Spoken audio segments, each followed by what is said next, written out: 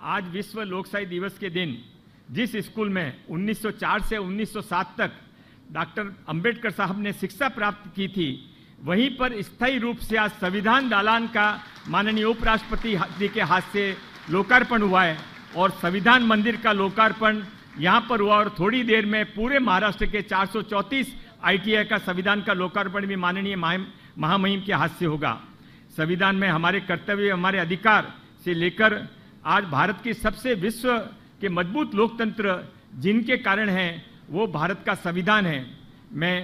उसका कारण है कि हमारा संविधान सर्वसमावेशी है।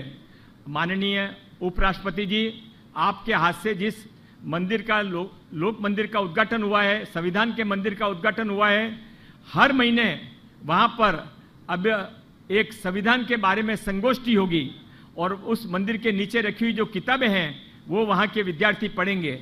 माननीय एकनाथ राव जी शिंदे जो इस कार्यक्रम में उपस्थित रहना चाहते थे पर कुछ कारण से नहीं आ सके, उन्होंने संदेश दिया है कि यह कार्यक्रम और यह संविधान दालान आने वाले समय में एक परमानेंट दालान के रूप में यहाँ पर रखा जाएगा और हजारों अंबेडकर चळवळी के लोग ही नहीं, सारे विश्व के लोग आकर यहाँ पर इसके देखेंगे।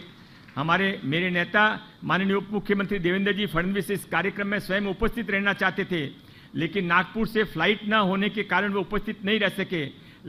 पर वो माननीय उपराष्ट्रपति जी का नागपुर में स्वागत करने हेतु प्रतीक्षा कर रहे हैं।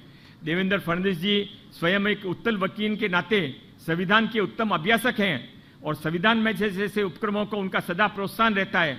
संविधान की मूल भावना को जीने का काम वे करते हैं। यही कारण है कि सभी समाज के हित को ध्यान में रखते हुए उनके निर्णय, उनके मार्गदर्शन में जब 2014-19 में हमारी सरकार आई थी और आज फिर माननीय मुख्यमंत्री एकनाथ राव जी के सरकार में हम सब शामिल हुए हैं, तो जैसे निर्णय इस सरकार ने संविधान की रक्षा के लिए, लोकतंत्र की रक्षा के लिए, लोगों के अधिकार के लिए हैं, प्रोत्साहन के लिए लिए हैं, ऐसे उपक्रमों के लिए हमारे सभी माननीय देवेंद्र फडणवीस जी का हमेशा साथ रहता है और हमें प्रेरित करते हैं।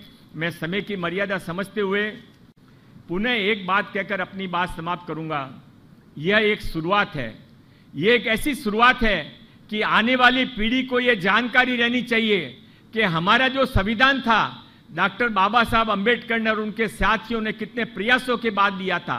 संविधान के एक एक पृष्ठ के ऊपर कई घंटों तक चर्चा होती रही, कई विभिन्न मत एक थे, पर उसके बाद में जब संविधान का निर्माण हो गया तो आज उस संविधान को हम मस्तक झुकाकर पूजा के रूप में उनके आगे सर झुकाते हैं। वो संविधान हमारे लिए प्रेरणा है, संविधान हमारा मार्गदर्शक है, संविधान हमारी ताकत है। और सारे भंते जी यहाँ पर बैठे हैं, उनको भी मैं बहुत बहुत प्रणाम करना चाहता हूँ। आप सबके आशीर्वाद से यह प्रक्रिया आगे बढ़े।